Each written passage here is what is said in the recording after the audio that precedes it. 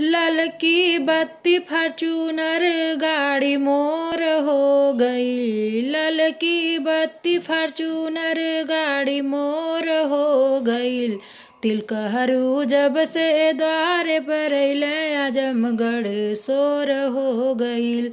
तिलकहरू जब से द्वारे पर अइले आजमगढ़ शोर हो गईल।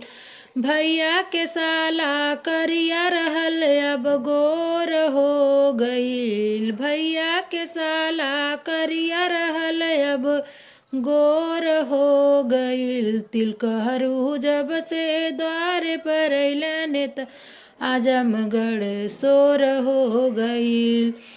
मेकअप करवौले से साला गोर हो गईल। मेकअप करवौले से साला गोर हो गईल।